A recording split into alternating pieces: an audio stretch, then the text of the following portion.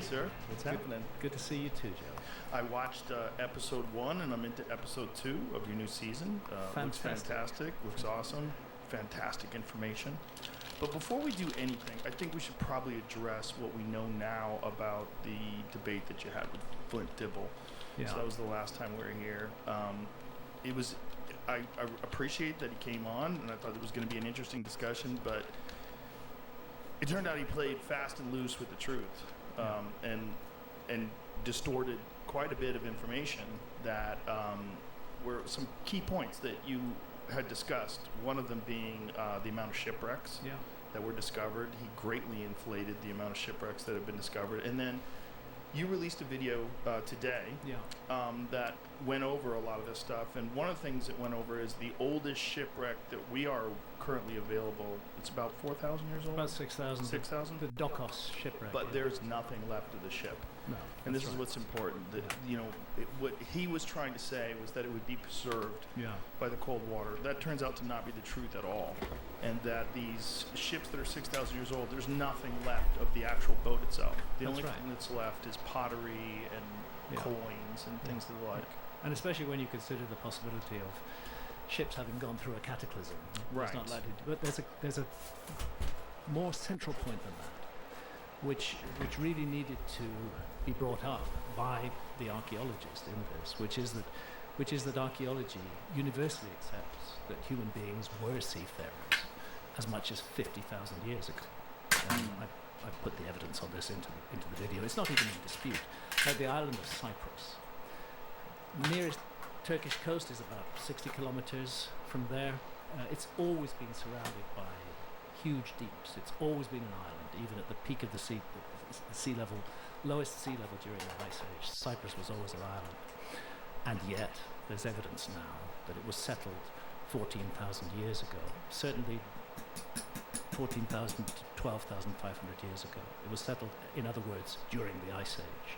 And these were large planned migrations. When you're going to migrate to an island, you can't just go 2 or 3 people by accident because you become extinct. You have to bring in quite a large population, and they reckon that populations of 1,000 or so were being brought across that water, across the ocean, across the Mediterranean Sea to Cyprus near the end of the last Ice Age. But not a single ship has survived to testify to that. Same with Australia.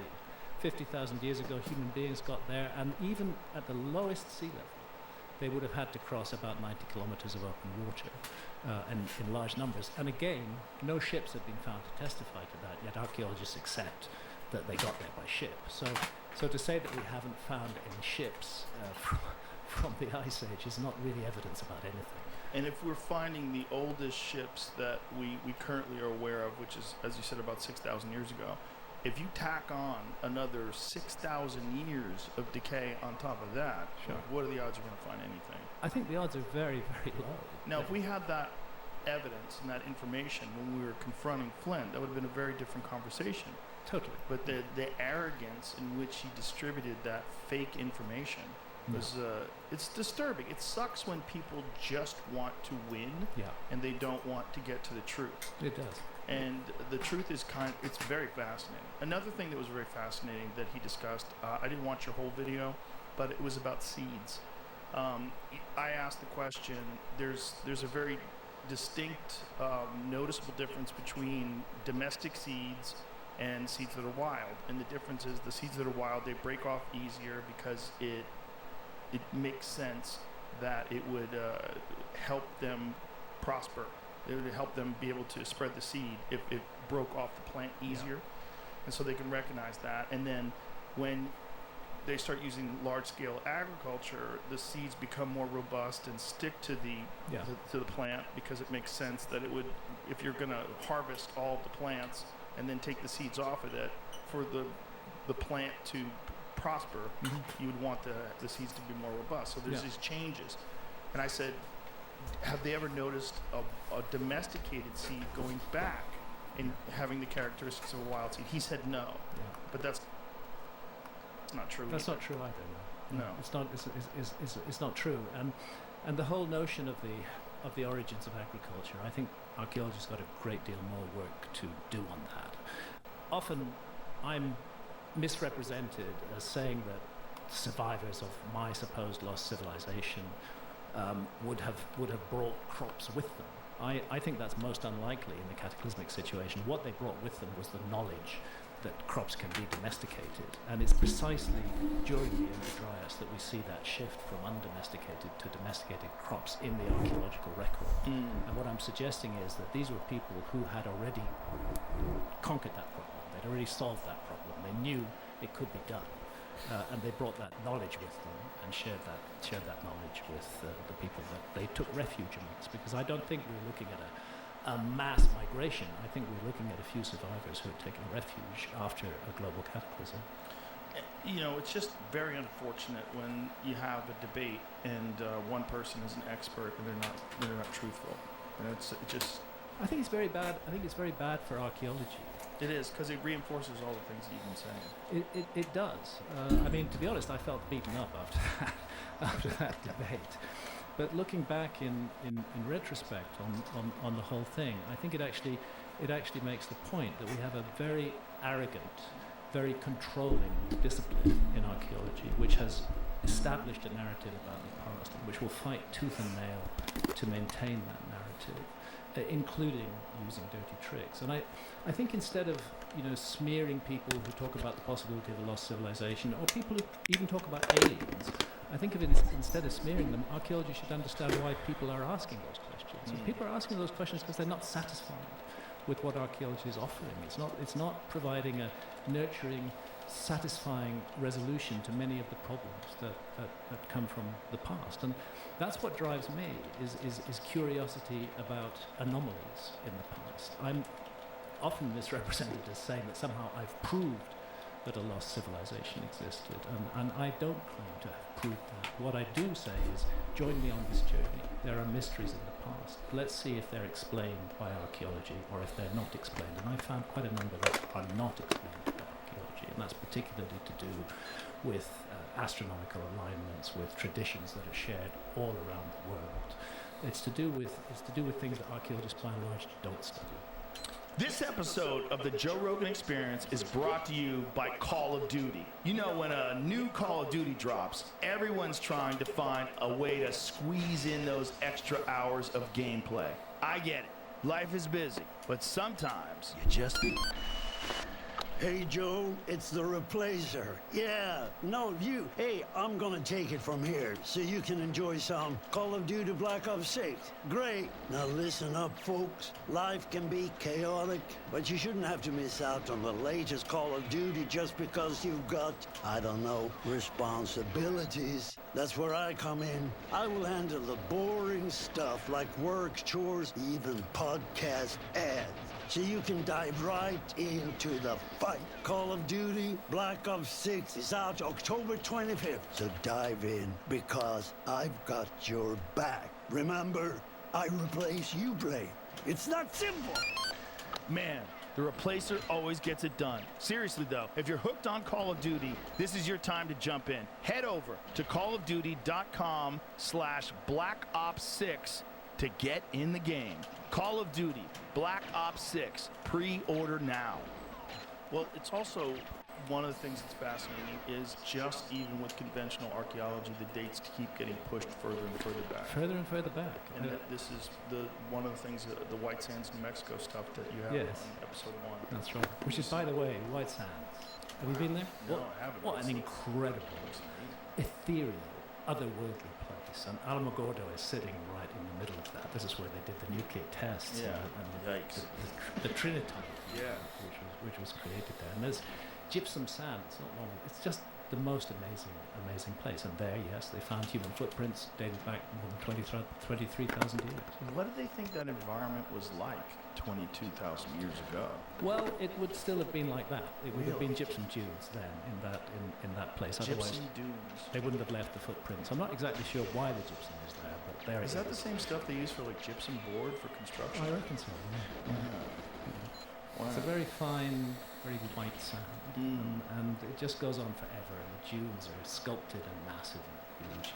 We had an amazing time. So it looked incredible. So they found footprints there, and these are absolutely human footprints. And there's not just a few of them; there's thousands of them. There's thousands of them. And what's amazing when you actually see the footprints is you can see the interactions between the human beings and animals. You can see that somebody is reacting to a giant sloth which has suddenly turned around, and the person who's behind it suddenly turns around as well. Wow.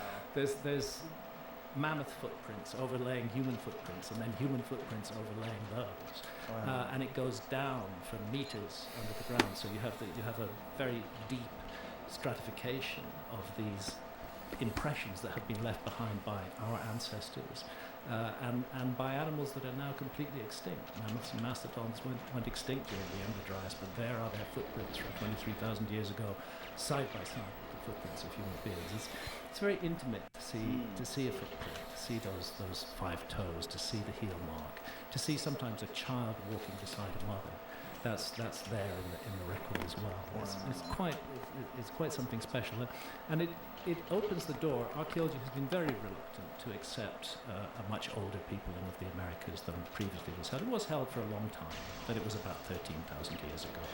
They've abandoned that now. They did cling on tooth and nail for decades, but that's been abandoned. It's accepted that human beings came here long before 13,000 years ago. And White Sands is one of the places which provides just absolute, definite, irrefutable evidence of that they were here 23,000 years ago. But we don't know yet how long before that they were here.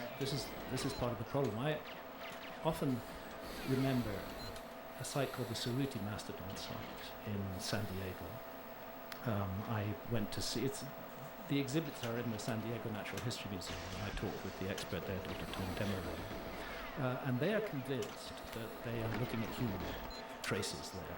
It was a butchering of a mastodon, but the way the bones were broken and the marrow was extracted, they don't see any other way that this could have been done except by human beings. The thing is, it's 130,000 years old, not 23,000 years old, not 13,000 years old, but 130,000 years old. And this opens the possibility that human beings have been in the Americas before they were in Europe, and that becomes That's crazy. that's a door that opens all kinds of possibilities. Which Come is on, man. I think that the prejudice that the Americas were only settled very late in the human story led archaeology to not have their eye on the possibility of what happens if they were here earlier. Right. And they tend not to look to that. Well, what I was going to ask is, as they're digging deeper and deeper, and they're finding these footprints in White Sands, New Mexico, is there a possibility that they could dig deeper still and find things that are even older? Yes, So absolutely. how do they know where to go? It was found by accident. The first footprints were found completely by accident, and they were found by indigenous local people who alerted the National Park Service to them. And we have a number of indigenous spokespeople who speak to the White Sands mystery and how it feels for them, the emotional feeling of seeing the footprints of their ancestors from 23,000 years ago. The thing is that the dunes are constantly shifting, and sometimes the footprints will be covered up, and then wind will reveal them again. And they're fragile; they can be easily destroyed and wiped off. And in a way, it's a miracle that they've survived. But to see the stride of a mammoth, you see how far apart those huge footpads are, and to realize this thing was alive, this thing existed on this planet, human beings interacted with it. It's a very compelling evidence for an earlier settlement of the Americas. There is some evidence that human beings came across the Bering Land Bridge. Oh yeah. So that probably means there was people already here and people came here Yes. from Asia. Almost certainly. And the way the evidence is looking, it's most likely that South America was settled first, before North America was settled. And that raises all kinds of questions. And we've gone into this in season 2 of Ancient Apocalypse, primarily to do with the DNA evidence of a direct connection between the peoples of New Guinea and Australia and the peoples of certain tribes in South America, and that's very ancient, very old DNA evidence in South America, but also to do with archaeological sites like Monteverde. I did bring up the issue of Tom Dillahay the last time we were on when Flint was here, and Tom Dillahay, who found Monteverde, who excavated Monteverde in South America, and realized that it was plus 14,000 years old, and therefore a lot older than what was then accepted as the model for the first peoples in North America.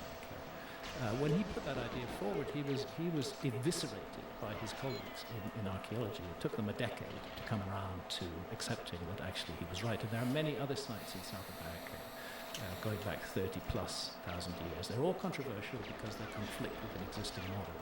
But I think instead of clinging on to existing models, I think it's one of the problems with archaeology, is this territoriality, this kind of control of the past. I think instead of doing that, it would be nicer if archaeology was a little bit more welcoming, a little bit more open to new and different ideas. Unfortunately, that's just the thing when people are supposed experts in a subject and someone comes along that's also been studying it but from an untraditional perspective.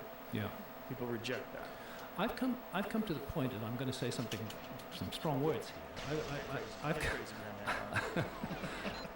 I've come to the point where I believe that some archaeologists, not all of them, this problem is with a small number of archaeologists, but they're extremely vocal. I think what we're looking at is a kind of abuse of power. Archaeologists have a power. They are the official spokespeople for the past, and they use that power to slap down any point of view that doesn't agree with theirs. So I think that there's an abuse of power there, and at the same time, there's not a realization that that's happening, because the mindset that drives it is the feeling that members of the general public are unable to decide things for themselves. This is the arrogance of archaeology. They feel that they have to tell people what to think about the past, and they underestimate the intelligence of the public and the ability of the public to discern, to make choices between different possibilities about the past. They think that archaeologists seem to think that only one possibility of the past must be considered by the general public, and that's their possibility. And it reminds me a lot of the heresy hunters back in the 16th century. The people who disagreed with their point of view got burned at the stake. Well, you don't get burned at the stake today, but you can get lynched by a mob of archaeologists. Well, it's also online. the same thing that we saw during COVID with medical experts Yes. that disagreed with the narrative. It's the same thing. It is absolutely the same thing. When you take esteemed professors and doctors and physicians and you cast them into this kook label because they disagree with the narrative that the medical establishment is pushing, and then they turn out to be correct, which most of them did, you see the same patterns. It's just power. Yeah. It's just power in people that have their identity wrapped up in them being the ones that have access to the actual information. Yeah. They don't want it to be distributed by some guy on Netflix. That's right. It's Even though you've been probably studying it more than them. Well, and certainly studying particular aspects of that's it. the other thing I noticed, which was the sneering attitude towards me. They talk about my wife started taking tourist photos of the places that we've been to. Well, we've never been anywhere as tourists. We haven't had a holiday for 20 years. But the working trips that we do are very intense. Your wife's an amazing photographer. Like, who cares if she takes tourist photos? The photos are incredible. They're of real sites that are very pertinent and very interesting. That's right. The whole criticizing amazing photographs is one of the dumbest things I've ever heard. Like, why would you criticize amazing photographs of ruins that are perplexing? Yeah, I know. How could you? But it's how could you find even an area where you want people to agree with you? It's part of this desperate search to say we archaeologists know everything, and we must discredit in any way we can anybody who has anything opposite to say. It's an unfortunate human characteristic. It happens in everything. You see it in martial arts, you see it in science, you see it in everything. This reliance on experts, I get it. I would like the pilot of my plane to be an expert pilot. I don't want him to be an amateur. Yeah. But I don't think that archaeologists and aircraft pilots can be compared in that sense. Archaeology is a much more interpretive discipline. An aircraft pilot is not really interpreting situations that much. He knows what to do in such situations. Archaeologists are interpreting the past, and yet they seem to get very upset by other interpretations of the past that are offered that don't agree with theirs. And this is the problem of expertise in our society. Yes, expertise is very important. It's incredibly useful, but we should not place all our faith and trust in experts. Right. We need to liberate our own consciousness and freely think about things and make our own decisions about things and resist absolutely being told what to think. Well, the problem is these experts are human beings. Yeah. And human beings have very distinct behavior traits Yeah. that they exhibit, especially when they're in a position of power and prestige. Yeah. And they like to hold that, and they like to, it feels good for them to be Yeah. the person that looks down upon the people that don't know better Yeah. and tell them what to do and tell them what to think. And when you're doing that with something like art, look, if you're doing that with something like mathematics, and someone's a mathematical expert, math is a very specific and precise science. Yeah. It's very specific. Yeah. Archaeology is like, who fucking knows what's out there? Exactly. Because you haven't searched everything. No. It's not possible to. And as we develop more these fascinating technologies like LiDAR, where you have the ability, ground penetrating radar, all these different things where you can look into the soil itself and find things that aren't visible on the surface, see them through trees, see them through that. We're going to find more, and obviously in Brazil they have done, in the Amazon they have done that. Well, that was part of our adventure with season 2 of Ancient Apocalypse. Was working with a really professional team in Brazil, led by an archaeologist, Marty Parsiman from the University of Helsinki, and a geographer from Brazil, Alceu Ranzi. Alceu, years ago, was the first person who noticed that there are these huge geometrical structures emerging out of the Amazon jungle, and he noticed it on a flight on a commercial aircraft in an area that happened to have been cleared by local farmers for planting crops.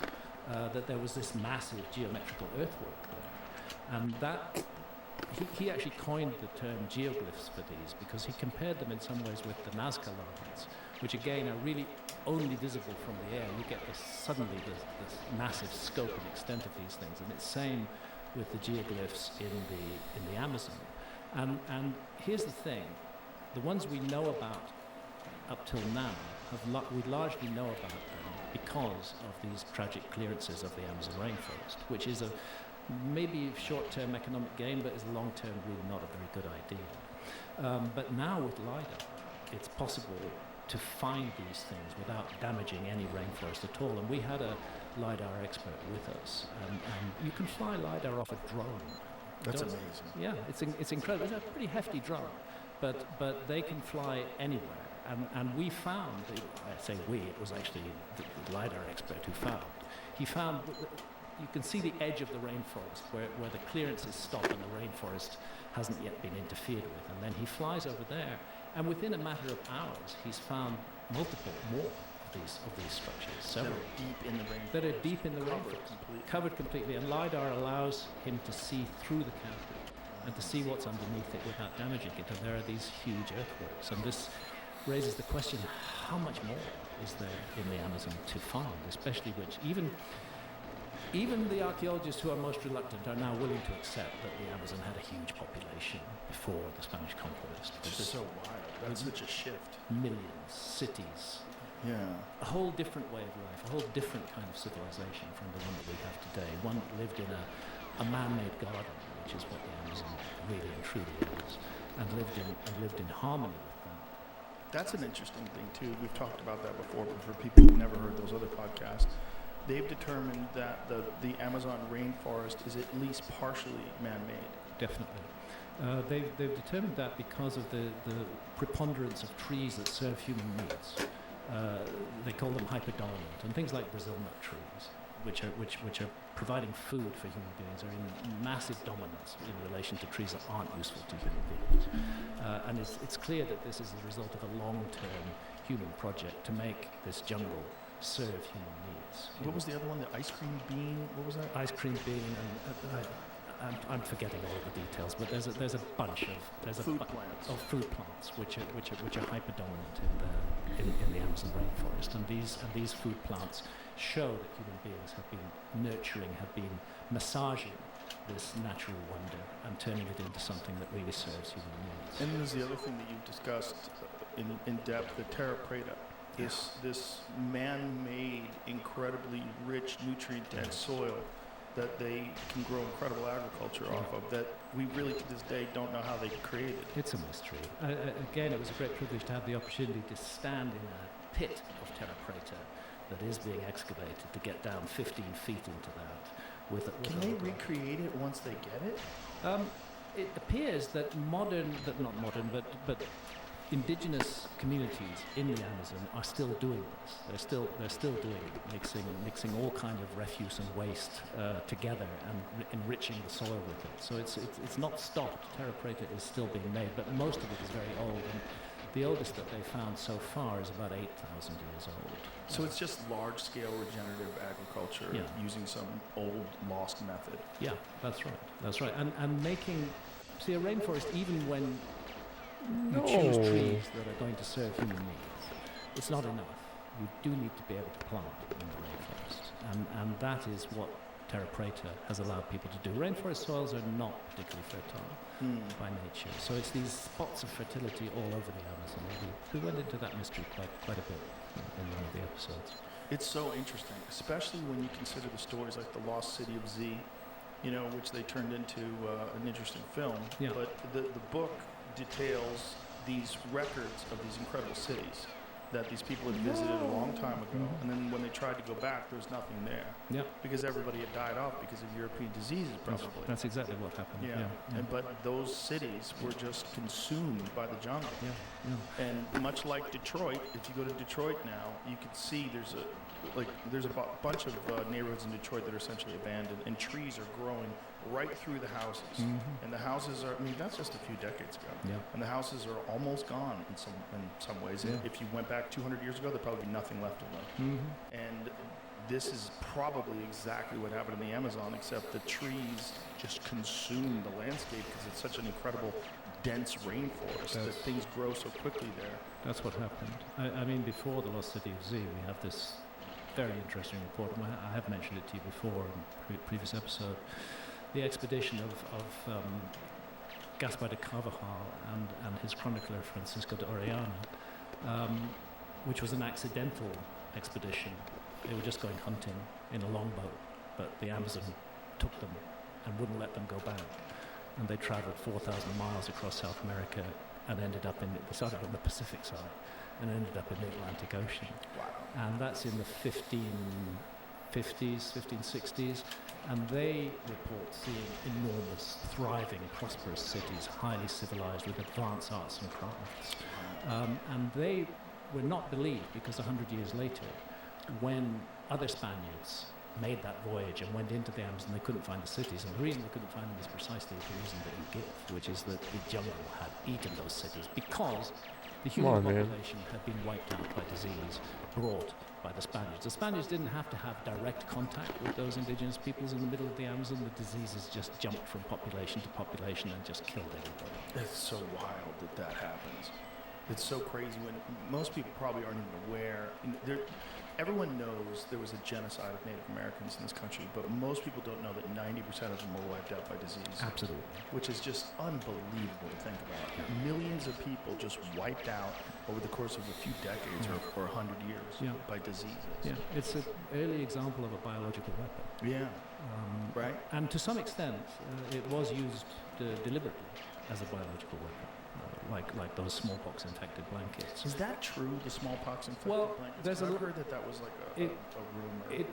It may well be a rumor, but from what I've looked at from the Spanish conquest of Mexico, there was a realization that we can kill these people with smallpox, and it was spread, and we have some immunity to it that they don't have. Right, because we had it forever and you. Yeah. It's just so terrible when you read Cabeza de Vaca's story about visiting the Maya civilization, and you realize that was you guys fucking killed everybody. Yeah, the diseases did. I mean, the battles did kill some people. Sure. But not on the order of the diseases. Mexico City fell to the Spaniards primarily because of disease. And secondarily because the Aztecs weren't popular with their neighbors. So it really wasn't just Cortez and 400 Spaniards. It was Cortez and 400 Spaniards plus smallpox, plus the Tlaxcalans, who the Aztecs had used as a sort of farm for human sacrifices for 100 years. And the Tlaxcalans looked at Cortez and they said, we can use this guy. And so they joined him. He had tens of thousands of Tlaxcalan warriors. Otherwise, he would not have had that victory. So, what archaeology would like is to be in control of expressing that narrative in its fullest form, and I don't think they know. I don't think they can. No. Nobody can explain the Olmecs. Explain that. Explain those features and those faces. It's a very curious thing, and again, the moment we start talking about people's facial features, then they jump in with you're being a racist, you're being a white supremacist, or whatever. Although they all make heads, don't say white supremacism. Not at all. How would that be racist? Is it racist if these were the most advanced seafaring people alive 6,000 years ago? Again, So it's kind of the opposite. the racism angle is just being used to shut it down. Right. This is something that we, particularly in the climate in the world today. Well, Flint does that a lot. Yeah. He does. I saw him do that to Jimmy Corsetti online over uses of parentheses or brackets. Did you see that? I did. Yeah. That somehow or another that's a code for Yeah. Jews. Yeah. Like I thought what he was doing was avoiding. There's certain algorithms that pick up on particular words that you use. Like you ever see that people.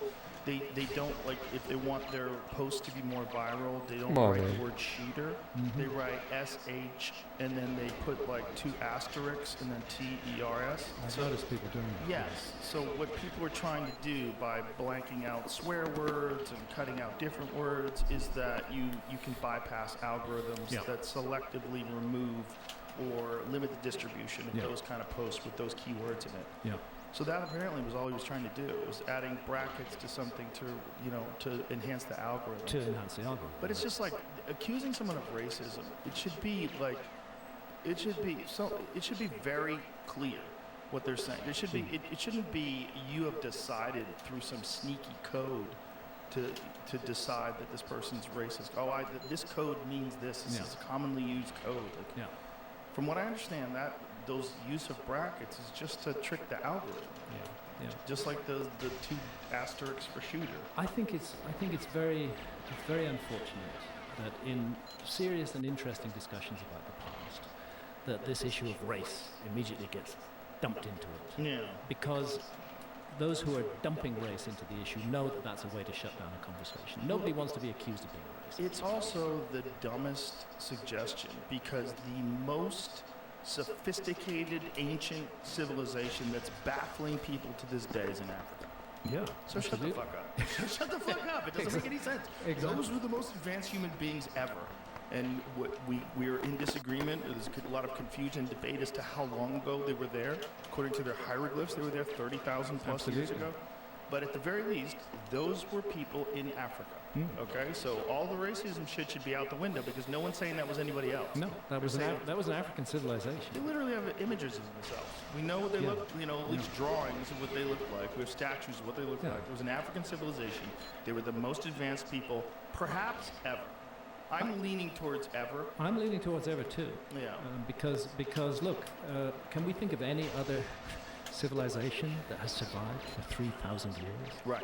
That you can go visit right now. That you can go visit right now. Tourist site. But ancient Egypt, as a culture, survived for 3,000 years. It survived the Greek occupation, it survived the previous Persian occupation.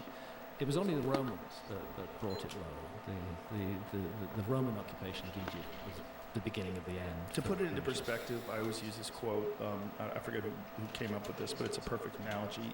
Cleopatra lived closer to the invention of the iPhone than she did to the construction of the pyramids. Yeah. Even if you use the conventional 2,500 BC dating of the construction of the pyramids, which is also under debate. It's under debate. Well, it's all, even if that's true, even if it is 2,500 years ago, the most baffling thing is how did they do it? There's no simple answers. I don't give a fuck what anybody says. There's no simple answers. How did they do it? How did they have such incredible sophistication in construction methods? How did they get those massive 80-plus ton stones? Come on, man. miles Like, down bro. in the mountains with no equipment, no heavy machinery. Whatever they did, I Bro. think it's reasonable to say that in a different way. I don't think they had iPhones, I don't think they had email, but they were probably more sophisticated than us today in their ability to manipulate stone and make construction. They certainly were, and I think they had mastery of techniques that we don't know about. Right. And perhaps equipment. And perhaps equipment. The Great Pyramid remains to me an abiding mystery, which, despite probably 100 or more visits to the Great Pyramid and being inside it and spending the night in it and exploring every passage and every chamber, including the so-called relieving chambers above the King's Chamber, I still can't figure it out. I don't understand how it was possible to do this. And then the time span which Egyptology gives us, because Egyptology is fixed on the idea that the Great Pyramid is a tomb, and only a tomb. And then it was built in about 20 years. And 23 years. Yeah. Because if it's the tomb of Khufu, then it had to be built in 23 years, because that was his reign. Right. He would start, in theory, building it at the beginning of his reign, and it's finished by the end of his reign. That's 23 years. And in the broader span, if you look at the 4th Dynasty pyramids, and even go back to the end of the 3rd Dynasty, the Pyramid of Zoser, the Step Pyramid, you find that this is a sudden emergence of incredible skills, which lasts for about 100 years, and then it goes away. It stops. The pyramids that follow the Great Pyramid of Giza, the 3 pyramids on the Giza Plateau, the pyramids that follow them, the 5th Dynasty pyramids, are really poor. They're very, very poor quality workmanship. They're falling to pieces. You can hardly recognize from the outside that they're a pyramid at all. When you get inside, you do find wonderful chambers, and you do find what you don't find in any of the great pyramids, which is huge numbers of hieroglyphs and accounts of the person who was supposedly buried in that pyramid. What do you think of Christopher Dunn's work? Christopher Dunn came on the podcast and he explained his theory that he thinks the Great Pyramid of Giza was some sort of a power plant. I think it's a theory which deserves to be taken seriously along with other theories as to what it is. But one thing I know for sure is that the theory that it was just a tomb and nothing else is bust. That is not a satisfactory theory anymore. So we should be open to a number of possibilities. And Chris comes to this from a background of machine tool making. He's a very precise guy. He's an engineer. He understands this kind of thing. And when he looks at particularly at Saqqara, you have this thing called the Serapeum, which is an underground labyrinth. And it's got wide corridors through it, and then off each side are rooms. And in each room are these gigantic basalt boxes, which appear to have held the corpses of bulls. They're like sarcophagi for human beings, but they're on an enormous, gigantic scale, weighing hundreds of tons and cut out of the hardest possible rock, precisely engineered. Everything is exact. And it's that, amongst other things, that is attracting Chris's attention to the possibility of a lost technology in ancient Egypt. And then he asked himself the question, well, what was the Great Pyramid? If it wasn't a tomb, what might it have been? And he's come to the solution that it was some kind of energy generator, some kind of power plant. And using chemicals and creating hydrogen. And oddly enough, there's just a recently published archaeological paper concerning the Step Pyramid at Saqqara, which is suggesting that they used hydraulics to lift the big stones up inside there. And that begins to come close to the kind of technology in some ways that Chris is talking about. I think it's worth taking very seriously. I've always had great respect for Chris. I've travelled to Egypt with him, and I think he's done very important work contributing to this. And also looking at the stone vases from ancient Egypt. I remember the first time I was drawn to this mystery, which was... You gave us one of them. This is a 3D print of That's a 3D print of one of those. This is a 3D print of an actual stone vase. Yep. And it might be not that exciting to people, like, oh, what's the big deal? What the big deal is the precision in which this was constructed with handles on it. So it couldn't have been spun on the lathe. No. Because it has these 2 handles that are also cut out of the stone. Yeah. And everything is precise to within thousands of a human hair. Yeah. Which is bananas. Yeah, it doesn't make sense given what we are taught was the level of technology of Egypt at that time. Now, there is some dispute of where these came from. Mm-hmm. There is some dispute about have these been made in a modern way, and has someone tried to replace, are we looking at fakes or hoaxes? We're looking at hoaxes. Well, perhaps in some cases we are, but certainly in others, including those in the great museums in Cairo, they've now moved a lot of the content of the Cairo Museum out to a big museum at Giza, and some of it's in transition, but they have thousands of these things. The thing is, even if this was Yo, modern Sailor technology, Curse, we he's don't know what back. it is. No. The We don't legend. know what The modern legend, technology bro. I was just exists thinking about you, that man. How are you, could dude? take an incredibly hard piece Bro. of stone and cut Just it happy into to this see you, man. unbelievably precise Out of Twitch jail. little vase Yeah. with Why handles. does a man have And such a some hard time keeping State of the bizarre Cruise method that down? we don't know, and Too hollowed out strong, the folks. inside Even of the it, best and can't handle it. some of them with very Believe thin me, the necks, energy's and then massive. It's hollowed not out easy to inside. keep Like, down. how Everyone's did you talking do about it. Very Yeah, thin bro. necks, and then this Fucking bulbous legendary. Yeah. base to it. And There's it's a- all perfect. Absolutely There's another legendary, piece dude. which it's hard to describe, but it's got a series of 3 flanges that come across. It's like a wheel, but it's a nobody knows what it is, and it's cut out of incredibly hard rock, or cut or shaped in some way. I've never seen a satisfactory Yo, brother. explanation for this thing. I wish I could call up a picture, but I don't know. Oh, no Do you way, know what bro. it's called? Thanks, I homie. can't remember. Jamie's a wizard at finding Thanks, brother. things. I've written about it in Fingerprints of Gold. So let's I do bet it. Jamie's already found it. Is that it? Yes, top left. That's the one. Thanks, brother. Yo, When we our have pistol 3 new Graham Hancocks, bro. It's cut off 3, isn't that crazy? half. He says a lot of the And when I same first stuff, saw that in but the Car Museum, man, I thought, how it's like on 9 earth hours did of they do Graham this? Why Hancock. isn't this a big mystery?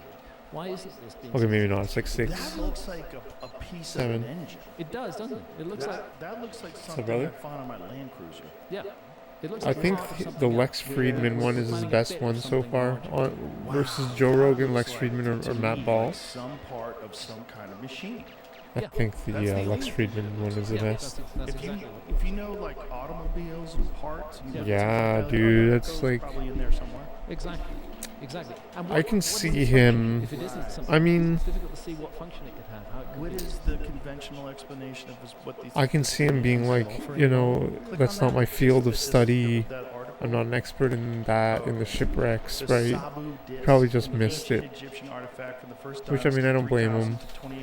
Seems like he was just doing like a peer review. But then again, even if they found 250, it's not that they didn't find 3 million. It's that 311. Those are sort of tombs which have got. they haven't found any What an incredible piece. It is an incredible piece. other than like the pyramids There it is, and this like dynasty, Peru of and course, stuff, you can't and like actually Angkor date Wat the object in itself, India. So they're dating it from context. What they're saying is that But they it haven't was found found any in the boats First Dynasty from context. the But it may have 11,000 been a years ago. legacy But even then. It may have been an old object even then. We just Right, don't know 'cause that. you But it's can't at least quantitate it. exactly. But it's at least that old from the context. So it's I think we're just working at different scales. 5,000 years old. Neither are wrong, and both are right. As a mash rake to mix and even Graham out the could mixture of grains potentially and be hot wrong. water in a big mash ton. I don't know what that means. And so could Flint I Dibble. don't know either, but I would have thought that if that was your project, you could do it without carving schist into that. Click on that thing. What is the mysterious Egyptian disc? What it says it right there. That's it.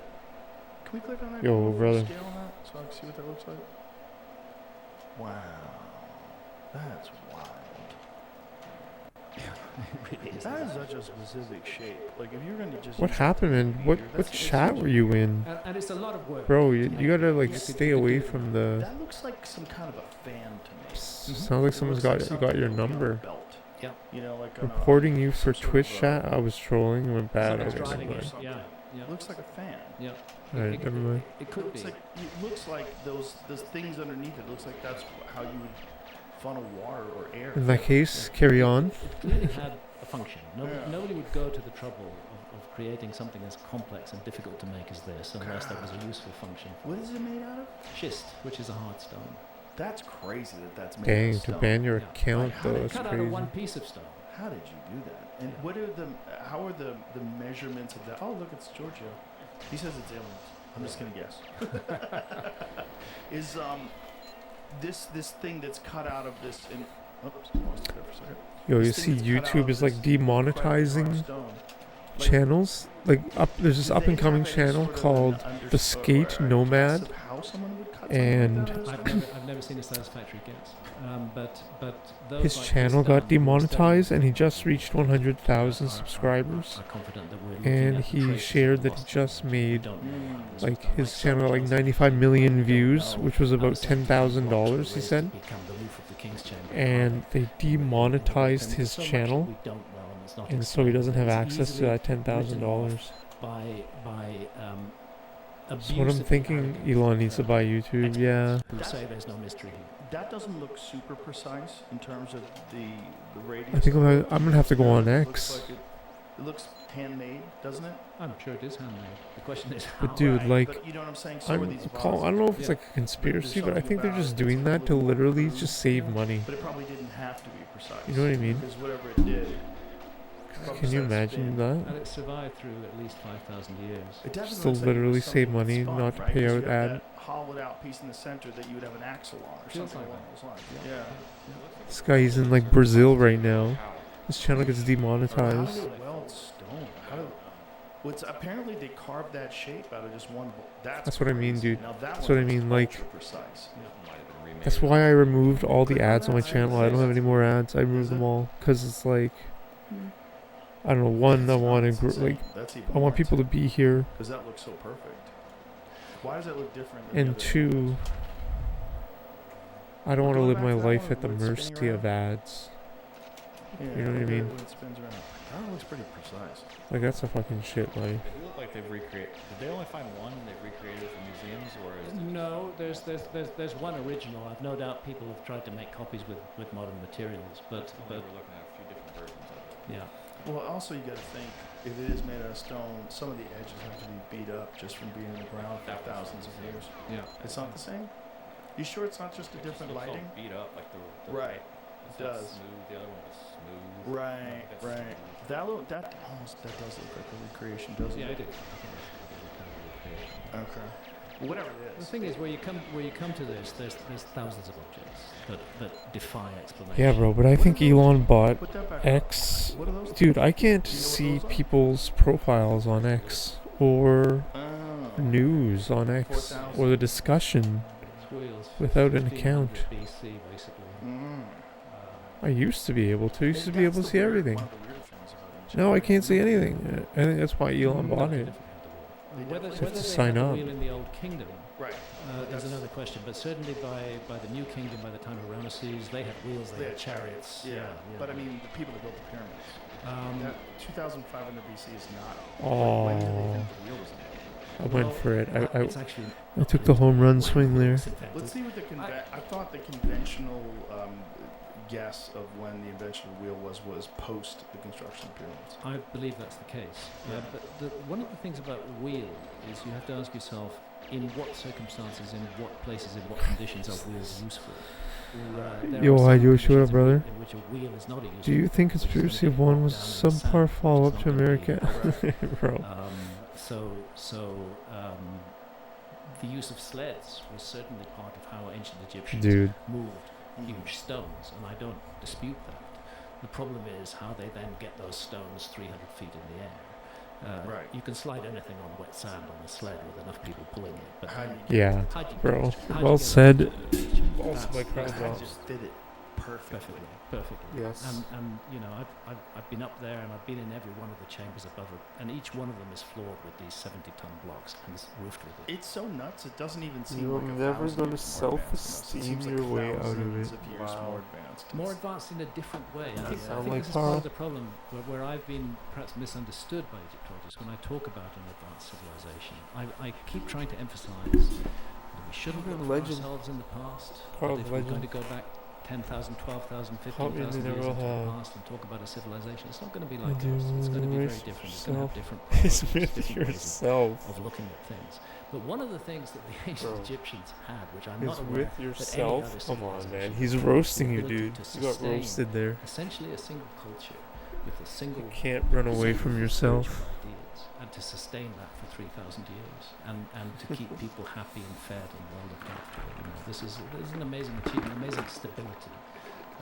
When you look at it, what our civilization, how old is it really? Can we trace it back to the Romans? Probably not. Right. Maybe 500 years, beginning of mechanization and so on and so forth in our civilization. Pretty amazing. Yo, what's up, bros? If you think, I mean, just there's so many mysteries to it. For anybody to pretend that they have all the No more- answers no more to ads, something as Yoshi, brother. perplexing as Egypt. I think this is an area where I often get criticised, but I think when we look at a civilization and what it is and what it's achieving and why it's so special, When we look at our civilization, What we is are this? fantastic at technology. We are brilliant at science. We can make the best The possible. real machine. victories in the friends we and we're a made society that's built along around the way. production and Come consumption, on, man. And a society in which Come people on, define bro. themselves in terms of what they own, Come on, what they man. possess, Mm. what they produce. I can't believe they and wrote it becomes that. a very materialistic society, a society that's focused on material things, where we define ourselves by our material possessions. My life is Ancient perfect. Egypt had a totally different focus. And I am They were happy. making material things, but that was secondary. Their main thing was, what are we here for? Why are we living this life? See, look, Chris, What just so you know, we're going for a Carl They- Jobs they tie. investigated that in this If we get 22 that deep ties and Carl alien Jobs. culture Isn't that insane? I know of, and they were doing so I right know, it's from the it'd beginning be friggin', it'd be of legendary. records And they in were Asia. documenting this It'd be journey legendary to the fucking afterlife Absolutely. in hieroglyphs, and it's like, what were you documenting? Like, pain how in did the you- ass. Like, what were you trying? This time. How did everyone agree on this particular myth? Or this Thanks, story? brother, man. Thanks, man. Unless there 'Cause was it's some the new experience strat, dude. being brought to bear in it. It's one of the things that we point out in The new strat, I 62 swear, it saves like a is- second. Is that the ancient Egyptian Thank you, notion dude. of leap to the sky after death, to the Milky Way, of a journey do it. along the Milky Way, of encountering challenges and dangers and risks there, monsters that would block your path, gates Definitely that you had pacing to know it. the password to get through.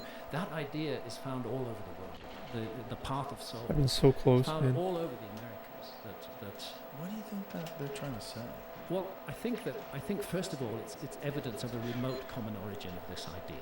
It's when it's found amongst cultures all around the world that apparently had no contact with one another and are often separated by hundreds or thousands of years. Same idea is found about what happens to us after death. The only reasonable explanation I can come up with is that they've all inherited this idea and then developed it in their own ways from a remote common source. And that's one of the So main Trump serving I'm McDonald's, curious eh? about the possibility of a lost civilization. But these spiritual ideas are found all around the world, and they involve the journey of the soul after death and a leap to the heavens. And sometimes it's called an underworld, but really it's set in the sky. And this journey that takes place, where you are judged on what you've done with your life. Stump, but it's This funny. is something else that we avoid Yeah. today, is taking responsibility for our own lives. The ancient Egyptians required you to take responsibility for your life. And if you did not do so, the outcome after death would not be good. You had to Nice you had to Hideyoshi. celebrate the gift of life. You had to realize the incredible She is gift not. No, she is not actually serving Five Guys. Come the on. opportunity to accumulate Dudes. wisdom. Come on, man. And that's one of the things That is not I've real life. evolved She's actually is to have a serving bit Five more- Guys. a bit No. more wisdom and a bit more understanding. But in the My case of god. All the sexual that jokes that is developed over can be 3,000 made from that. years. And Like, it's essentially the same at the beginning as it is Fucking- as it is at the end. That the soul, that death is not the end. This is the Wow. conclusion of a society that put its best minds at work for 3,000 years. she's on this road. copying it? Death is not. Why would she we may think copy it it? is. Scientists Doesn't make will any tell us it. sense. But when a scientist says death is the end, there's nothing more. We're just physical. That might bodies be like and the worst the thing light that of she life could have goes done. out forever. That's actually not a scientific fact. That's not To something literally that's copy been it? Like, come on, can man. be investigated. Consciousness itself is so confusing. Just consciousness. Just like, what is it? Why are we conscious? Is it local, or are we tuning into consciousness? And when you die, where's that go? Where's that energy go? Is the soul of For a you day. Like, what is the essence of life? What is the essence of human life and human consciousness? Those are perplexing questions. They're very perplexing questions. Which, Now that's a which, funny joke, Hideyoshi. Actually, are of great significance to every one of us. Yeah, I mean, suppose death just is the end. Are you serious, Then Hideyoshi? Are That's, you that's a way really? not to have to take too much responsibility. I'm not judging you. I for our mean, lives, for the impact that we've had on dude, our Kamal lives, is like for the fucking pain that we may have caused, or for the the devil. joy that we may have caused. If death's the end, I don't know, man. I there's- think she there's is my no man. up or downside to that, whatever we do. But from the ancient Honestly. Egyptian point of view, death's not the end. And you have After been what about given the vaccine mandate, dude? what did you do with it? And there are moral aspects. What to about the it. vaccine mandate? These 42 assessors, they're called the negative assessors, who ask the soul of the deceased questions. about what The they did injection in life. Those are segregation. all moral questions. They bear some relationship actually to the Ten Commandments. So that's the there's most another question. that's the most It's called terrifying the thing way I've of seen. words, and that question is, what did you do with the gift we gave you? We gave you the gift of a human life. We gave you the gift of the opportunity to love or to hate, at your choice. We gave you the gift to live in a human body, to have this incredible consciousness, to be able to integrate all kinds of information from all kinds Their of administration spheres. attempted What did you injection do? segregation. Did you leave the world Like- a better place or a worse place than when you came into it? Did you hurt and damage and cause pain to others consistently out of wicked intent, not accidentally but deliberately causing pain? And there are Like, it's insane. for the ancient Egyptians, that kind of behavior meant an introduction to Amit. I can't think of any like that's And Amit is displayed in the it's like judgments. Nuremberg shit. He's a creature, part hyena, part lion, and he sits there, and certain souls do not go. Their journey ends, and it ends because of the choices they made during life, and because they never took responsibility for what they did. Well, it kind of makes sense. A natural selection of the souls. In a way. That if there's natural selection of humans, God natural selection here. of animals that allows them to prosper, like, and to get better and to evolve. She didn't do any of that. Oh, I'm sure she supported it, didn't she? I'm sure she did. As to what the environment You don't think was so? like that allowed these people Really? to keep this I'm sure she did. insane civilization developing and innovating for so long. That they were so She more definitely advanced than anyone supported else that was the alive back then that we're aware of, at least as far as vaccine what we've mandate. uncovered, what they left behind. She 100% did. Yeah. The perfection of their geometry, their incredibly advanced astronomy. All of these things are hallmarks of a very Yeah, but I sophisticated, mean, like- very advanced civilization. Sure, they didn't have iPhones. Yeah, but just the But they did have sophistication of the Anyone who wasn't against century it of the facial is still, structure like, of the for it. statues. Yeah. And still guilty. Incredible. Beautiful things. Just Beautiful. bizarrely technologically She's definitely guilty of it. advanced. Yeah. Bizarrely. Because to perform something like that, you need incredible tools of measurement. Enormous statues that have faces that are absolutely perfectly Yeah. symmetrical. Yeah. How did you And do it? imagine like she wins the understand presidency, it'd be that? so Well, the answer is just so we don't awful, know. We man. don't know. There's don't so know. much that we don't know, and it's that attitude towards the past which I think would be more helpful. Is that we have I'm praying for you guys. mysterious. I'm praying for you to guys. I we honestly human am. beings. As you said earlier, anatomically modern humans, we think that they first appeared about 300,000 years ago. Jebel Irhoud in Morocco, 310,000 years ago. Now, I can remember a time not so long ago, back in the 1990s, when it was thought that the first anatomically modern humans were as recent as 50,000 years ago. Mhm. And then they shifted it, new finds were made to 110,000 years ago, now 310,000 You know what would years help ago. Trump's We campaign don't like the know most how if far into the past he that clarified his goes. And stance we on don't know abortion. about the Neanderthals and the Denisovans, who were also human beings. I think that would help a lot more than Certainly they him were serving human, some same fries and species as burgers. us, because they could interbreed with us. Mm. You can't breed with another species. That's just me. And that takes the journey back even further. And that's one of the reasons why He's not I winning have a over problem Democrat with voters Russian by serving fries civilization and just about in existence. burgers. Because we had the same kit, the same wiring, the same brains for at least 300,000 years. And we Like an weren't built ass for is stuff still like an that. ass. I suspect we were. Like but it's he's not got, really. he has Well, to it seems clarify that the abortion what that they were it's dealing it's with that in like terms of it's got to be resources legal and everywhere know-how at a was national level. unbelievably bountiful. Like he has to. And Like, he's that's insane. probably one of the reasons He's gonna before lose the because of climate that. shift Like, he's going to. changed and it became a lot of desert. Before that, it was probably incredibly bountiful, and that allowed them to. Or he's gonna stay have a there for a terrible long presidency period of because of time it. and 'Cause not people are have to gonna worry about fight food. against it and Certainly shit. did. The bounty, however, goes back much further. I don't know who you're voting for, but now you Reasons why shouldn't be I able to kept on vote. Yeah. Trying to talk about the Sahara during the debate. This vast area, which frankly has not been studied properly by archaeology at all. Hardly a fraction of it has been studied. This vast area, I'm often accused of creating a Well, what like, they he's call a insane, God of the man. gaps argument. I'm saying you haven't looked enough in the Sahara. You haven't looked enough. Like, he's in not the serving submerged the continental people. shelves. You haven't looked enough in the Amazon rainforest. And the argument is that I'm trying to put my lost civilization Like half of the into country these or gaps. more, But these are probably very more special than half the gaps. country The supports abortion submerged being continental legal. shelves were prime real estate during the Ice Age. That was the place to be, just as it is today, to be near coastlines. The Amazon rainforest was a bountiful place. Huh. The Sahara Desert was green and rich for thousands of years during the Ice Age, with lakes, with rivers. Do It was do the you kind of believe place that that where was a civilization real might well have bullet, emerged. And Hideyoshi? whaleboats, yeah. Yeah.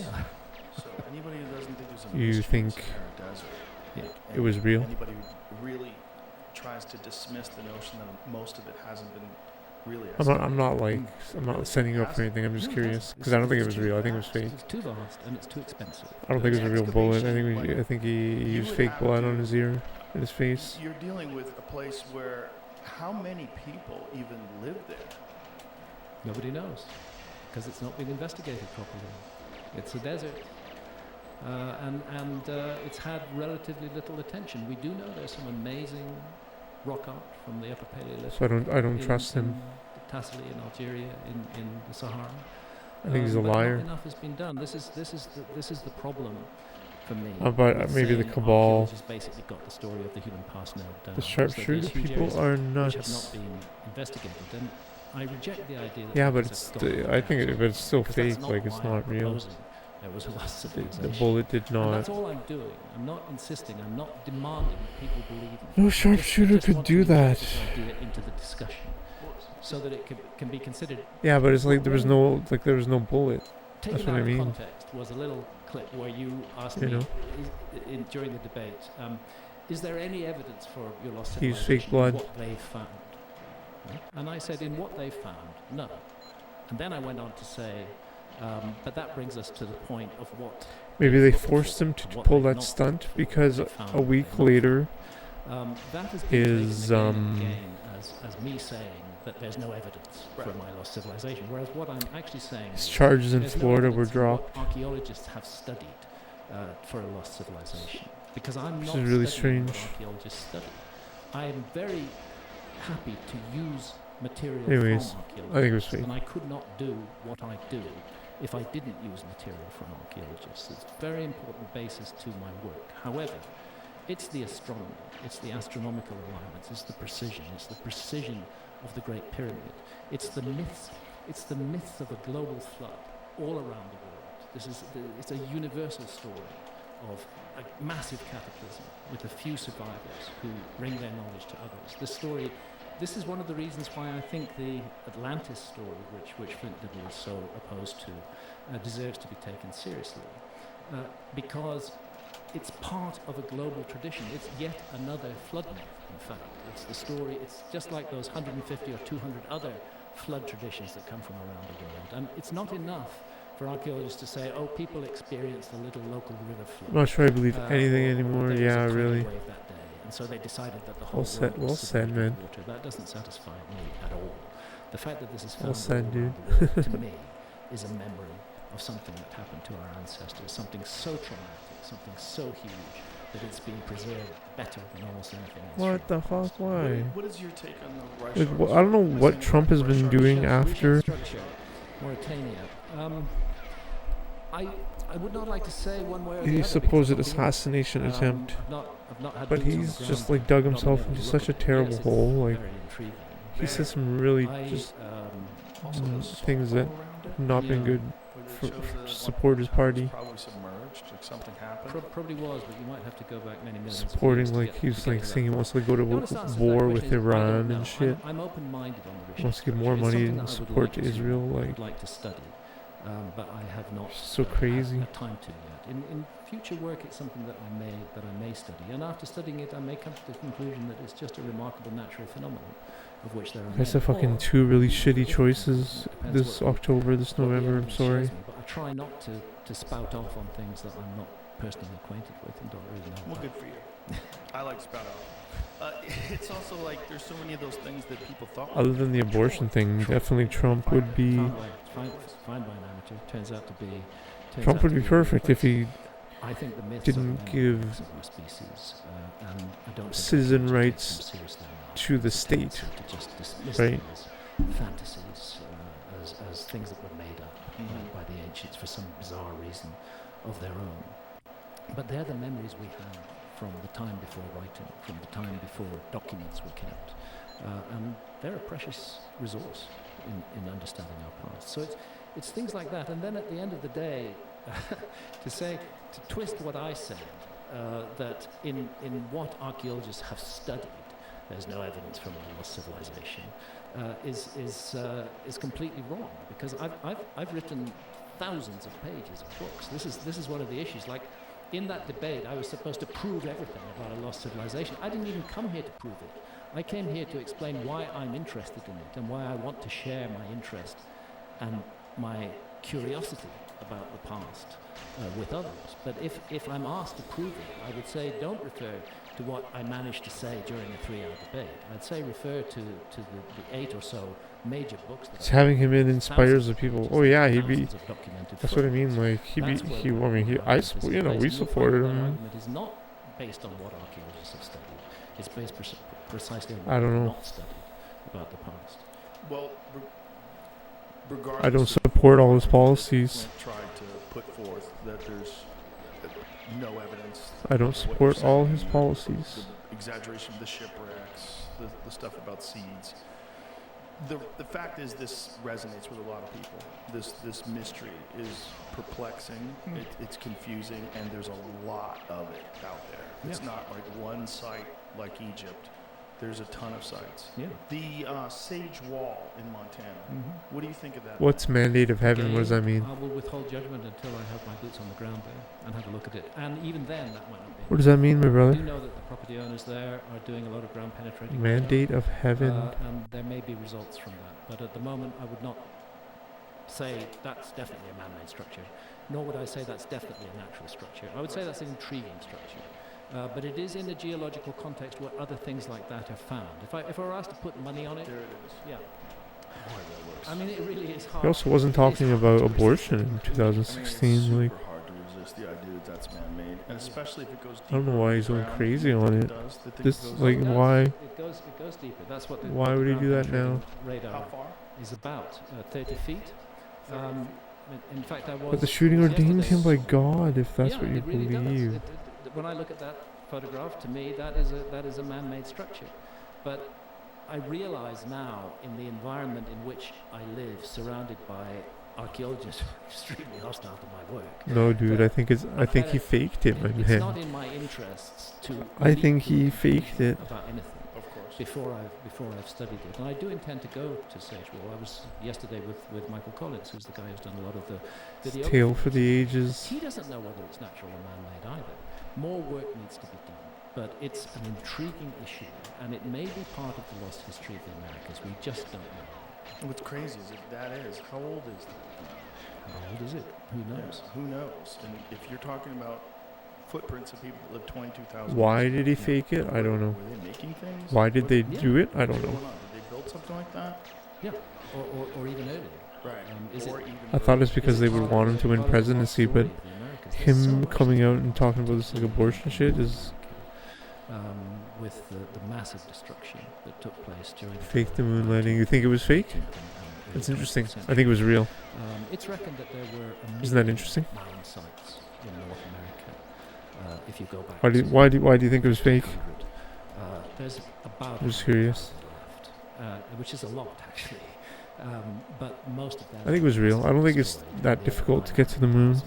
Have gone, just ploughed under, turned into farmland. And how much else of the prehistory of North America has been lost as a result of a process where first of all there was a conviction that Probably real. indigenous Interesting. inhabitants had only been here for a very short time, whereas we now know they've been here for a very long time. And secondly, there was a propagandistic desire not to give too much credit to them. So let's get rid of some of this stuff. But I mean, like, even if they lied about that, I would not. It wouldn't change my view of the world. You know what I mean? It would change my view of like space exploration, but it wouldn't change my view of the media and the world. The great mounds that still You don't want to say 9/11, yeah. because they've been told that I'm a pseudo-archaeologist. I hear you, man. I know what you mean. That's a different story, my friend.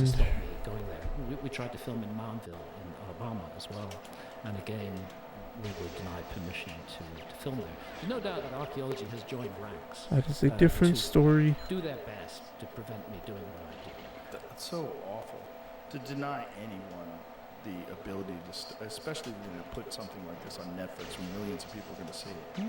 Deny people the access through video of experiencing this site and the mystery that's attached to it. Like, who are these people?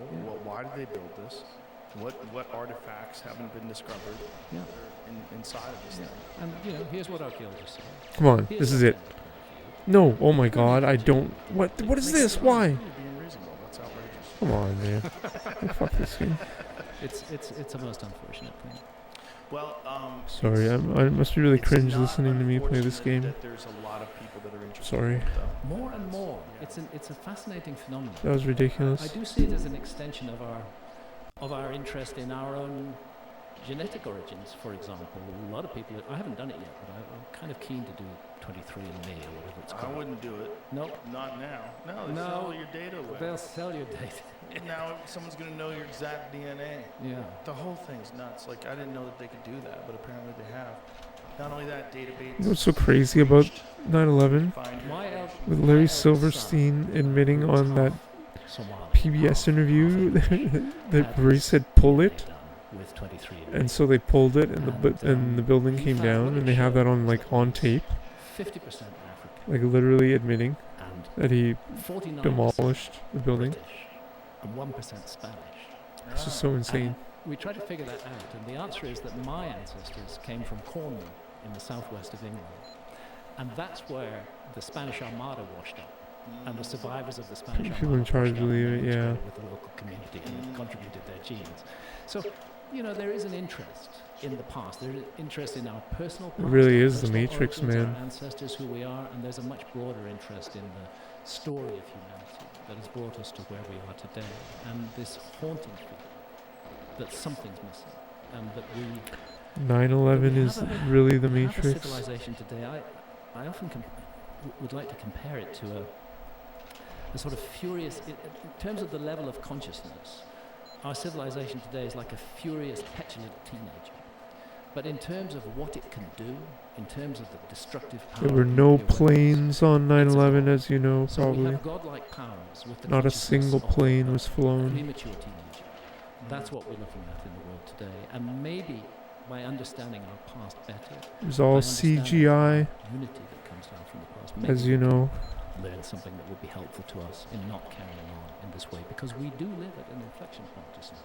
This is one thing I'm pretty sure that quote unquote my lost civilization didn't have, and that was Crazy, nuclear eh? weapons. But we have nukes today, and we have them in an enormous scale. And behind each of those nukes is a fragile human being with his own or her own ego and complexes and fears and paranoia. And we're reaching a point where those buttons are going to be pressed. We are, as far as I know, the first human civilization. It's crazy if you that go has look at capacity the to actually photograph of the We Pentagon, don't need a comet impact. We don't the need part that a was hit solar outburst. by a plane. Supposedly, you look and That it's a requires tiny little wing, humanity to make not even a major wing step of forward in the consciousness. Pentagon. And I It's think like making that major like there's step no forward plane in there. consciousness The will be a plane cannot fit by in better there. understanding And where our did it go? lives. Where were all the people? I agree. I mean, it's just disturbing. people just how many disappeared? They just times vanished? You can travel to ancient places like Greece or any place where you go to Rome and realize, oh, there was a thriving civilization here at one point. And You were in Greece recently. Yeah, with Brian. You went with Brian already? Sorry. Brilliant guy. Brilliant guy. But So yeah, if what you like intrigued ever me try was to look up the have a tour victims of of the Parthenon plane Acropolis. on the Yeah. planes You know, we of the went World to, Trade Center, see the side of the Eleusinian those are fake. mysteries, Those are fake names. all that. It was very, very, very interesting, but just also sobering. Fake because you photos of realize, them. Like, this civilization did not make it. You know, this They used to have a insane, website. They had complex civilization crumbled. they had a photo of a The idea that person, and ours then can't the is second one photo that was them we like kinda hold dear. flipped, Like, we're different. and the We've back was figured it out. We're photoshopped. better. But there's so much evidence that that's just a normal. And I don't know where pattern the of human website history. is now. That was like in like We could be gone in 2006. 20 years. Yeah.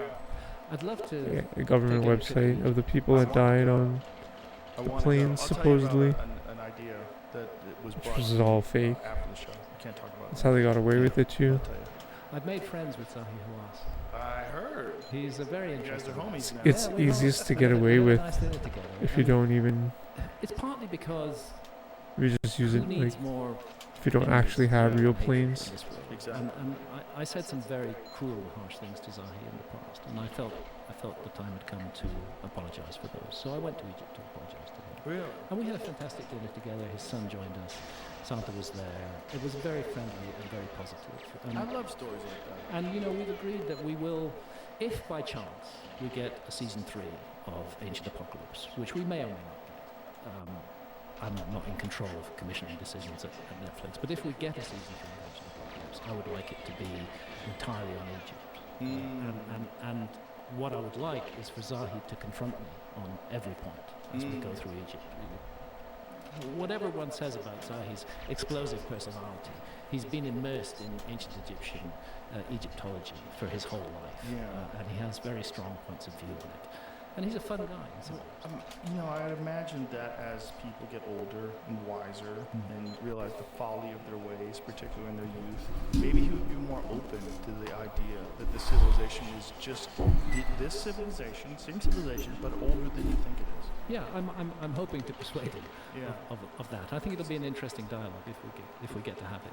I think people for a long time had this concept in their mind that changing the dates somehow negates the accomplishment of the people that lived in the prescribed date. Yeah. You know, that somehow or another. The pushing it back. Yeah. Yes. The pushing it back somehow or another, and they'll even say it's racist. This is a propaganda. This is propaganda. This is archaeological propaganda. For that's been said to me repeatedly. That I'm suggesting that all the achievements of certain indigenous cultures around the world should actually be handed to a lost civilization. That ideas were brought to them. Yet weirdly, those same archaeologists recognize that agriculture was introduced to Europe by emigrants from precisely the Gulf. Yeah, baby, I think I got a 40% That's off. where I was going to agriculture order wasn't something right present in now. I Europe think I got until 40% 5,000 off. years ago. It was brought in by Up other to people. $12, This is $20 part of the minimum order. human Yeah, baby, I nature think that we're we good. share ideas. Somebody has a great idea, we look at that, we think, we'd like a bit of that too. Teach me how to do it. And this happens all the time, and it doesn't mean that the person who's being taught is any less than the person who's doing the teaching. The person who's being taught may have things to teach themselves.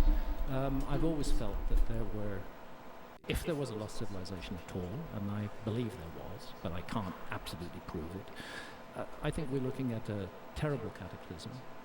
Part of it happened near Göbekli Tepe. Abu Huraira in Syria was hit by one of those airbursts, absolutely incinerated at that time. Terrible cataclysm with relatively few survivors, and that those survivors, just as we would do today, took refuge amongst people who'd made it through the disaster better. And those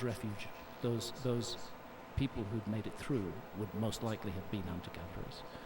Because hunter-gatherers are so resilient and so able to survive disasters, whereas We got quote-unquote $10 civilized off. condition are Nice. often not. Fuck I mean, yeah. you know, we can see I understand that the hurricanes that are happening Oh in my the US god, are so fucking good. horrific natural events which are killing people. But we're talking about something on a scale vastly larger than that. And it's difficult for me to see. We find it hard enough to make it through a hurricane. I find it difficult to see how we could make it through another Younger Dryas impact event, or how we could make it through a man-made cataclysm as a result of nuclear war, which is, I suspect and I fear, is much closer than we think. I hate the idea. Very that nice. nuclear missiles may be flying in my lifetime or the lifetime of my children, but I have to say, honestly, it's a possibility with the state of the world at the moment, and the low state Save of like consciousness $10 there. of the people who lead us. The leaders and governments are behind this. It's not human beings, individual people who are behind this hatred in the world today. It's leaders and governments who are mobilizing that hatred to serve their own interests. And it's very dangerous. If we didn't have nukes, it would be less dangerous. I agree with you. When you're talking about Göbekli Tepe, one of the things that Jimmy Corsetti has talked about recently in his YouTube show is that they have stopped excavation and they've planted trees above some of the areas, which is very strange. It is. And they want the excavation to resume in 150 years? Yes. So what would be a logical reason to not excavate these fascinating ancient sites that are at least 11,000 years old. Generally, with any archaeological site, they don't excavate more than 5% of it, often less than 2% of it. Is that because of funds? It's often because of funds, but it's also because of the feeling that as technology improves, more may be learnt from these sites in the future. And that's a reasonable argument, because excavation is destruction. To a certain extent, excavation Yo, what's up, destroys Ride 0909? and therefore, when you Yeah. interfere with the site, you start excavating it. You may be Third cam is my destroying materials that in my 100 bottleneck, years, I think. technology would be able to interpret in a completely different way. I mean, go back 100 years from where we are at present, and you didn't have carbon dating, you didn't have lidar, you didn't have all kinds of methods of dating objects. Yo, what up, Ride? Yeah, I know what you mean. Luminescence from rocks is another way of dating. I know what you mean. We do have them now, and so I think the speculation is 100 You years see in the what I future, mean? Archaeologists may have technologies that would be able to extract Yeah. more information than this. That's the case that's made. I get it, but I think I admit Göbekli that. Tepe is such an important site, and I know for sure because I spent 3 days with Klaus Schmidt, who was the original excavator of Göbekli Tepe, that underneath that place there are How are you? Welcome. huge unexcavated stone circles with enormous megalithic pillars in them, all under the ground, waiting to be excavated, and the decision appears to have been made not to excavate them. And I do find that slightly suspicious. I do find it odd. I think the site has got such an important role, it's such an iconic site, that to just stop the excavation, or to only continue it in a very small way, isn't satisfactory. When you say suspicious, like what would be the motivation for discontinuing that kind of excavation other than the fear of destroying things? I don't want to be a conspiracy theorist. Please do. Jump right in. But there is an issue. I've noticed that it isn't just No. attacks on me that certain archaeologists are making. It's also attacks on other specialists. For example, Danny Hillman Natavajaju, who is the geologist who brought to the world's attention the mystery of Gunung Padang in Indonesia, which appeared in the first episode of season 1 of Ancient Apocalypse. The possibility that this site is more than 27,000 years old. That we're looking at a pyramidal structure that has had several phases of work done on it, and that the earliest phases go back deep into the last ice age. He managed to publish a peer-reviewed paper on this, but unfortunately for Danny, he'd appeared on my show. And that led archaeologists to dive in on him, and there was a ganging up of archaeologists, and complaints were made to the peer-reviewed journal that published it, and finally they retracted. They retracted his paper without any good reasons. I've got a major article by Danny on my website explaining what happened here. It's like we don't want too much attention brought to this. Let's crush it. Let's crush it right now. The same thing is happening with the Younger Dryas impact hypothesis. An enormous amount of attacks are being made on that hypothesis, rather than considering it as an interesting explanation for the cataclysms at the end of the Ice Age. A lot of people are just focused on trying to destroy it in every way possible. And I can't help wondering, maybe there's some truth, deep truth, to this, that there was a cataclysm, that there was an ancient apocalypse, something really horrific that happened. Maybe it's a cyclical disaster. Maybe it's coming round again. This is something that would lead any government to want to avoid panic, to suppress, to cover up these issues. So that would be the conspiracy theory. I'm not saying I buy it, but I'm saying that it's possible. Would also a conspiracy be that they recognized that some of the area around Göbekli Tepe was older still, and they decided the archaeologists didn't want to confront it, and they put a stop to it? That's also possible. But in their favour and to their credit, the excavation of that whole area around, not Göbekli Tepe itself, but other neighbouring sites, Karahan Tepe is the best known. Turkish archaeologists, it's interesting, are calling this now a civilization. They're calling it the Tas Tepeler civilization, the Stone Hills civilization. And they're finding that the same iconography, the same building techniques, not quite on the scale of Göbekli Tepe.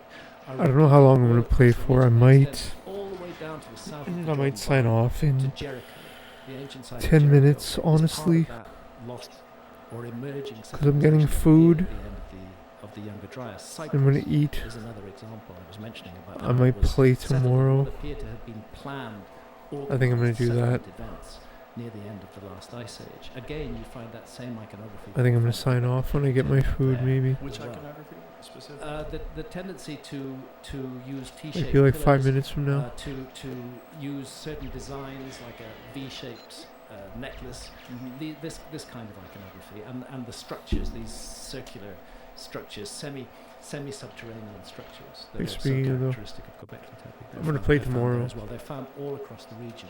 Just think I don't want to play like late into the night Jordan tonight. Valley is absolutely intriguing. There's a Especially I have massive food tower net coming now. which again dates back right to the end of the last ice age. A huge megalithic tower with the world's oldest known megalithic stairway I'll play tomorrow. that runs up inside it. During So the what's day. emerging as a result, if Göbekli Tepe hadn't been found, none of this would have happened. But it's led to a widespread interest in the whole area. So while excavation may have stopped at Göbekli Tepe or may have slowed down, it is continuing elsewhere across the region. And to be fair to archaeologists, we need to recognise that. Is the size and scale of Göbekli Tepe unique in Yes. comparison to the ones that are around it? Yes. So far, the ones that have been found, Göbekli Tepe is unique, and I think it's clear now that Göbekli Tepe itself was the end of a process, not the beginning of a process. It was something that marked. It was a marker. It was something that brought together the best of everything that they'd accumulated and created it in one place, and left it there. Finally, at the end, burying it, sealing it as a time capsule, which then was untouched for more than 10,000 years before Klaus Schmidt opened it up in 1996. I can't help feeling that's precisely what Göbekli Tepe is. It's a time capsule. It's a memorial to a lost time. And I think that what we're looking at in that whole area is the outcome of contact with an earlier, largely lost civilization. I think it passed on its cultural genes right there in that area of Turkey and down into the Jordan Valley and Cyprus. And not only there, also the Indus Valley civilization. It's incredible iconography which shows a man between two felines. It's a very striking image. You see a man and two tigers or leopards on either side of him, and he may be holding them apart, maybe gripping them in some way. What is this so Jamie can find? I don't know, you my can dude. Find it on I don't have an X account. Jebel Al Arak knife handle from I'm Egypt. not on X. You can find it from Saybuk, Sayburk. I might go on it one time. In Turkey, the man between two felines, and you can find it in the Indus Valley civilization right across in Pakistan on these steatite seals that they used to make, where again you see that same icon. I'm kind of bitter at X because I used to be able and to it suggests that cultural read ideas Twitter way and the back comments in the past were being and spread discussion, around the world very, very rapidly. but after X came around, I can't read anything. I can't see people's accounts, I can't see their posts, I can't read the comments, the discussion without having an account. Look at that. Wow. Yeah, that's there. There's mirrors, oh wow. That's from the Indus Valley civilization, man between two felines. What do you think that supposedly represents? Nobody knows what it represents, but what's intriguing is that it turns up in so many different places. Interesting. But I'd like to find just give me 1 second just to find. Can you see the discussion in the mirrors? How many of the areas have been searched with LiDAR? Knitter? Hang on, Joe, bear with me. Just No worries, no 1 worries. minute. This is where I have to take my What's You gotta post? go back and forth? What does post mean? Yeah, some cool stuff that I don't think you see. Whoa. Knitter.org? skeletal figure. There's this one, 12 feet high or something like that. Kind of similar to the Easter Island heads. His hog. What do you think it is? Cool, man, I'll try it out. Weird are those structures. You know, but like the way their hands are placed, it's kind of similar to the way the Easter Island hands are placed. Jamie, could I get plugged into the HDMI? Sure. Do you need to? Yeah. Okay, pause please. We'll pause. We'll be right back. Alright, we're back. We're back. Alright, I think Okay, I'm gonna find sign these off. images so this is from. I think I'm gonna Jamie, sign maybe off, you could boys expand that, and the girls. Cyborg relief. I think you have to do it. Okay, it's on my. Yeah. There we go. So this is about 10,000 years old. It's from a site in the area of Göbekli Tepe called Sayburg, and it's gone. And it's clearly a man between two felines. And interestingly, he's holding his dick, exactly like that piece that you just showed from Göbekli Tepe. Okay, thanks for being here. Then if we go on, Appreciate it. We'll get it soon. We'll get it soon. We'll get it soon. Might be playing tomorrow. Again. Yeah, I'm controlling what's on the screen. You are. Okay, so there's the man between two felines. Again, expand that. So that particular image, is there any sort of a theory as to what they were trying, what that represented? Human mastery of animals is the only one I've heard that's being suggested. But it seems like they're trying to get him. Well, it does in that case, rather than or that he's holding them. Right. He's holding them at bay. Keeping them from getting each other. Yeah, and then if you go down to the Egyptian one, which is the Gebel el-Arak knife handle, there it is. Thanks for being here, bro. That's from ancient Egypt, pre-dynastic Egypt, same thing. And then the next one is from Tiwanaku in Bolivia. That's a redrawing from Tiwanaku in Bolivia, and again, it's a man between two felines.